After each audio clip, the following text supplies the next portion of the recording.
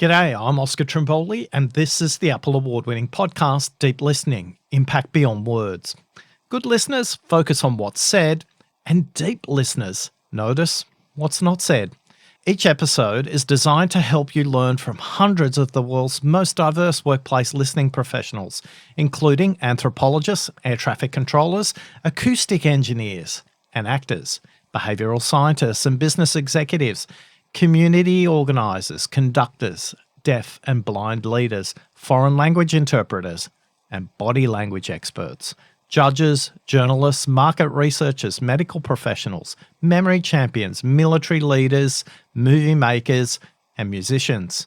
You'll learn from neurotypical and neurodiverse listeners, as well as neuroscientists and negotiators, palliative care nurses, and suicide counsellors. Whether you're in pairs, teams, groups, or listening across systems, whether you're face-to-face, on the phone, or via video conference, you'll learn the art and science of listening and understand the importance of the neuroscience and these three critical numbers, 125, 400, and 900. You'll also learn 3 is half of 8, 0 is half of 8, and 4 is half of 8 when you listen across the 5 levels of listening, conscious of the 4 most common barriers that get in your way. Each episode will provide you with practical, pragmatic, and actionable techniques to reduce the number of meetings you attend and shorten the meetings you participate in. The Deep Listening Podcast is the most comprehensive resource for workplace listeners. Along with the Deep Listening Ambassadors, we're on a quest to create 100 million deep listeners in the workplace, one conversation at a time. How to listen on a video conference, a host perspective. This episode is part of 3 in a series about how to listen in the context of a video conference. If you haven't had a chance to listen to the overview episode, episode 101, which outlines 3 distinct ways to approach a meeting through sequence, before, during, and after the video conference. The second, your role, host or participant. And the third is the size of the meeting, intimate, interactive, and broadcast. During episode 101, we did a deep dive into sequence. We explored before, during, and after the video conference. If you'd like to learn more, visit oscartrimboli.com/podcast/101. That's oscartrimboli.com/podcast/101. The difference between hearing and listening is action. And the difference between reading and impact is action too. It was great to hear the impact the guide has already made for others. Let's listen to 3 people who took the time to send me a message to explain the impact of the ultimate guide on how to listen to a video conference. Kia ora, Oscar. This is Lena from New Zealand. I wanted to thank you for a great suggestion I heard in the latest podcast on the ultimate guide to hide my own video. I started doing it, and I'm definitely less tired and exhausted after a day spent catching up with various people. This was so life-changing for me that I started sharing this tip with others. Thank you. Hi, Oscar. This is Jeff from St. Paul, Minnesota. I wanted to share with you what's changed in my approach to listening after reading and implementing the tips you provided in the Ultimate Guide to Listening in a Video Conference. First, you highlight that in a video conference, an attendee can only listen continuously for 12 seconds. That particular stat surprised me, and it led me to think more about how you've actually modeled this particular change throughout meetings of the Deep Listening Ambassador community to keep us engaged. You changed which camera is showing you. You changed all from video to all slides. You ask questions, which can be looking for vocal responses, but sometimes you ask us to reply to your questions simply in chat, which actually reminds me of my second application from the book. When a group meeting grows in size, consider seeking feedback during the meeting via chat. I seriously don't think many people consider this very often. It can help prevent collisions of multiple people trying to answer at the same time. Well, it also gives the speaker a chance to highlight and ask more questions based on an interesting response from the audience. It gets people involved who might find it easier to type their thoughts rather than vocalizing them. It also gives the host a chance to reinforce responses to important material from the meeting. And thirdly, I think about the speed at which most of us want to absorb and make changes that improve the impact of our listening in meetings that we host. The amount of time you recommend rolling out these changes from the book, it surprised me as well. I know there are small things we can do and probably should do in the very next meeting we perform, but I also think that some people are looking for an overnight change in becoming a better host. Encouraging them to take more time and make these bigger changes is going to seem counterintuitive, but it's probably good advice when making longer-term changes. Some subtle updates can help us not shock our audience. Hello, Oscar. It's Natasha from San Antonio, Texas. I wanted to share the impact of implementing some of the tips and techniques from the Ultimate Guide to Listening in a Video Conference. Some of the things I have been implementing are around preparation for when I facilitate workshops. I have a little sticky note on the side of my computer screen that says participants, and then under that it says thinking, feeling, doing. And I've been making sure the agenda and objectives are all clear in advance. I've noticed that I get a lot more interaction throughout the session, and my introverted teammates have reached out and said they really appreciate it.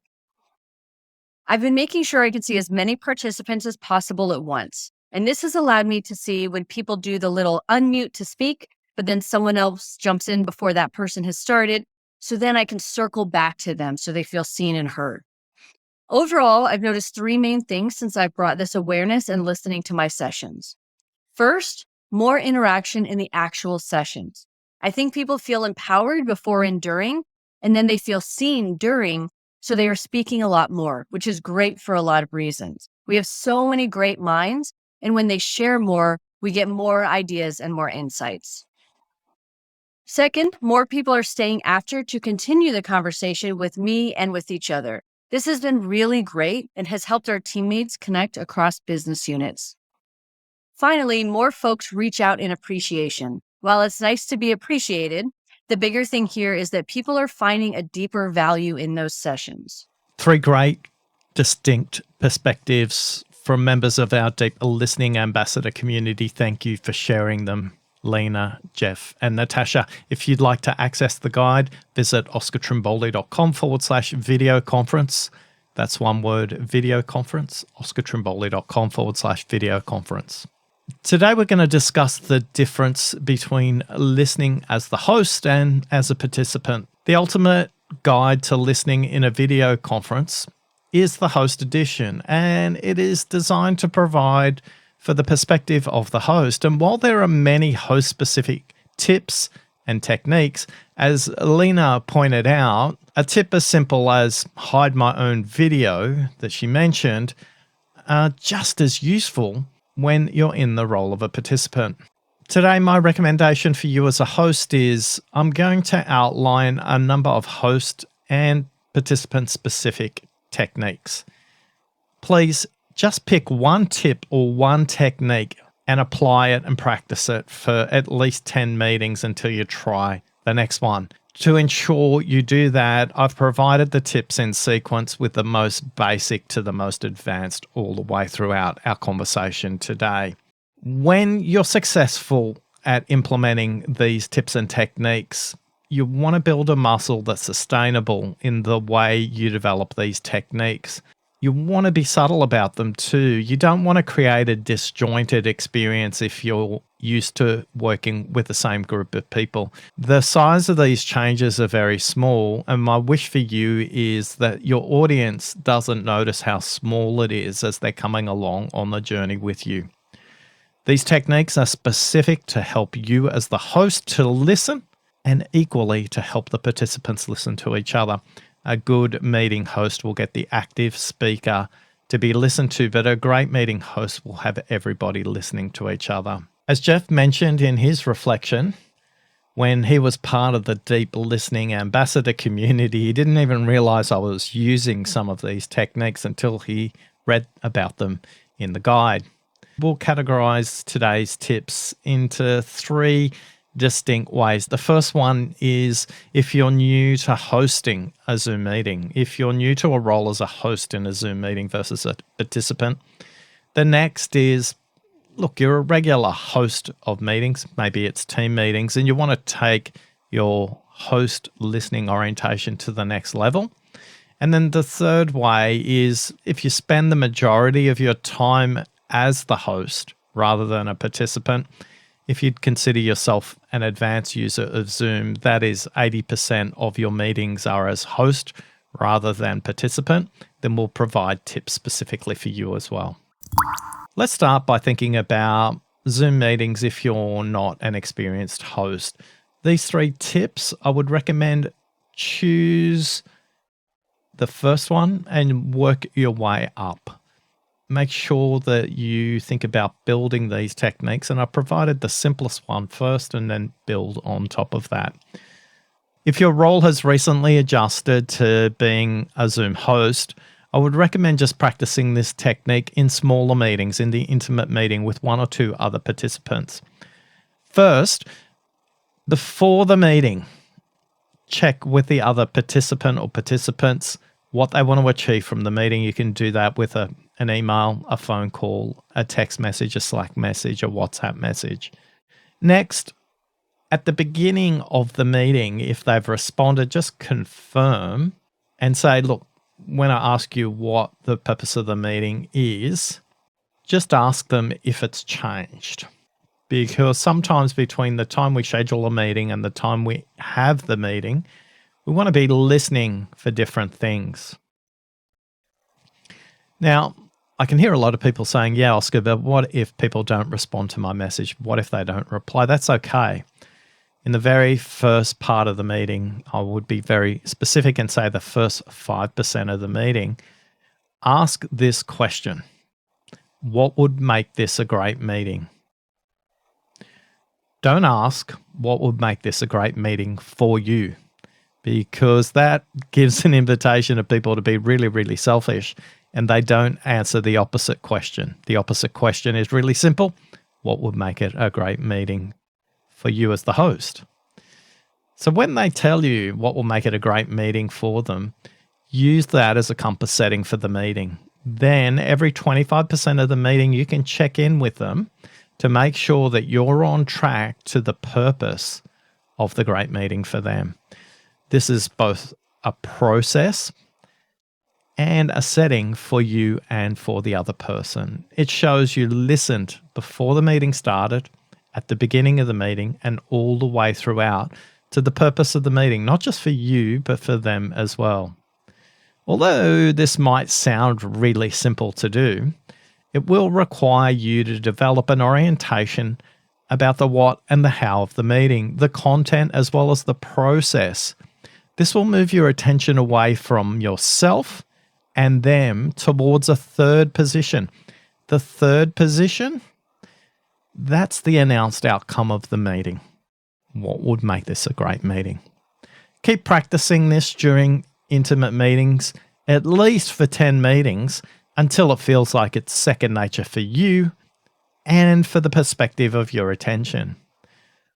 By the way, if you're a participant in a meeting rather than the host, and if your host isn't clear about the purpose of the meeting or the process about decision-making or prioritization in the meeting, take a moment yourself as a participant in the first 5% of the allocated time and ask the host, what would make this a great meeting? This will get them to pause, and you, without the formal title of the host, can ensure every 25% of the meeting that it stays on track. By the way, our deep listening research, it highlights that when a host or a participant asks this question, what will make this a great meeting, only 28% of participants ask the host the same question. So about a third of participants will ask the host the exact opposite question. The other part of the research that's important is when you are asked this question, either before the meeting or at the beginning of the meeting, and you check every 25% of the meeting, respondents said Meetings are completed in less than the originally scheduled time. Isn't that a wonderful thing to get some time back in your day? Next, if you're slightly more experienced as a meeting host, possibly you're someone who regularly hosts a team meeting, a project meeting, a work in progress meeting, some kind of interactive meeting where there's 3 to 20 people present, move your orientation from how do I get the participants to listen to the active speaker to how do I get the participants to listen to each other. As Jeff mentioned earlier on, humans have very short attention spans and they get distracted very easily. On a video conference, you can listen continuously for 12 seconds. And equally, participants can maintain continuous attention on a topic, on a context, for between 8 and 10 minutes. So if you're discussing a topic, you can hold someone's attention in that range, 8 to 10 minutes.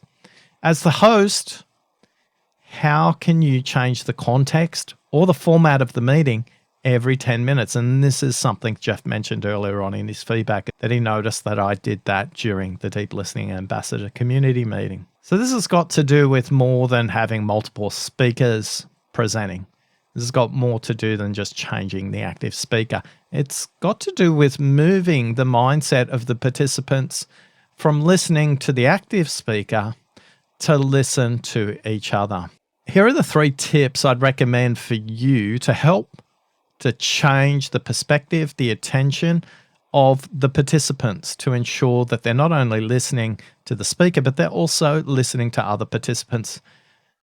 Number 1, use the reaction buttons in Zoom. Number 2, use the chat. And number 3, look at the polls. A lot of people say they lose body language and other nonverbal signals, which makes listening harder. One way around this is to ask for nonverbal feedback via the reaction buttons. It helps you to listen to the energy while the rest of the group can notice the energy of their fellow participants as well. The reaction buttons, there's a vast range of them. There's not only thumbs up and thumbs down and various other signals. There's a range of emoticons that people can use there. Don't underestimate the power of that to communicate the level and energy of the group. Next, let's talk about the chat. Use the chat to discuss what and how when you're having a discussion. Questions you might like to pose include, who else do we need to consider? Where would you like to focus the remaining time? How should we decide? Whenever you're asking these questions, keep them as short as possible. Less than 8 words makes the question neutral. And that's not to say that a neutral question is good or bad. It may be appropriate in the situation. I see a lot of time working with my clients, they have convoluted questions that not only confuses the audience, it requires clarification. Non-biased questions, typically less than 8 words. You can also use chat to explore metaphorical or emotional ideas. You could ask people, what color does this feel like? What drink does this feel like? What food does it feel like? What book does it feel like? What movie is it like? So they can describe abstract topics that you've just covered off where the group isn't clear on an outcome because the idea is evolving. Simply asking, what color is it now? Compared to what color is it at the end of an agenda item, you might notice that the color changes or it remains the same. It doesn't matter. It's just a signal to nonverbal feedback. Whether you use chat or reactions, this requires limited to little preparation for you as a host. Poll slides, they require a little bit more planning or a little bit more effort to create. When you use poll slides, use that when making decisions or creating priority. Some example questions that can help focus the participant is, what's your number 1 priority? How should we allocate these resources? Which group requires the most support? Again, in terms of building and sustaining this listening orientation, focus first on increasing your consistency and effectiveness with reaction buttons, then move up to chat, and then finally, you can explore the polls. At this intermediate level, all the techniques are helping you as the host to listen, and all these tips are transparent for each participant. So they'll be able to notice not only you as the host and how you're listening, but they'll be able to listen to where the rest of the group is, where the other participants are in the workshop, in the meeting, or the video conference. This last group of techniques is for experienced Zoom hosts. Are you hosting more than 80% of the meetings that you attend? Then I'd call you an advanced Zoom host. These techniques are designed to listen to the audience before a broadcast meeting.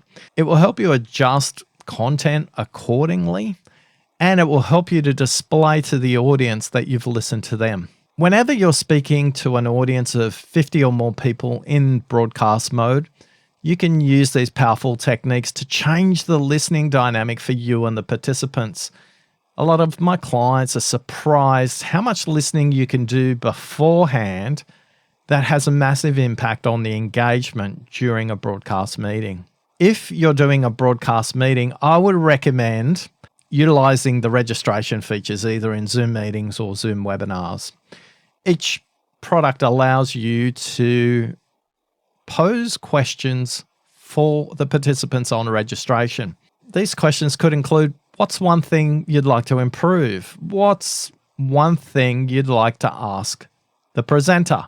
What's one thing you would like to learn? All these questions are deliberately designed to be open-ended. Equally, they're designed to be easily collected, collated, sorted, and displayed to the audience in an anonymous way in the first 10% of the broadcast. It shows to the audience you heard and you listened to them. Displaying the anonymized results increases audience engagement at the start of a presentation as they search for self-interest. They're looking for their responses in your presentation. Equally, it not only helps them selfishly to find themselves in the content, it also helps them understand where the rest of the audience is. Break down these responses into easy to digest components. It may be basic, intermediate, advanced. It may be before, during, and after. It may be small, medium, large. It may be inexperienced, experienced, and master. When you break down the responses and provide signposts while you answer them throughout the presentation, it automatically signals to the group, they're listening to me.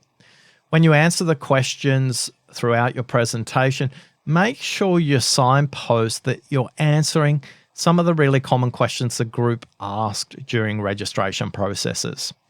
This technique creates a completely different level of engagement and experience for the audience. It makes it memorable. Meeting hosts are often shocked how much engagement this simple technique drives when you present their own content back to them.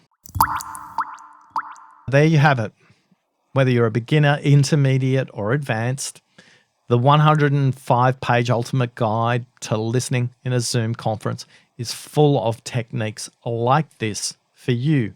Whether you're a host or a participant, as Lena mentioned earlier on, you'll get enormous value out of the guide. To find out more information, visit oscartrimboli.com/video conference. I'm Oscar Trimboli, and along with the Deep Listening Ambassador community, we're on a quest to create 100 million deep listeners in the world, one conversation at a time. And you've given us the greatest gift of all. You've listened to us. Thanks for listening.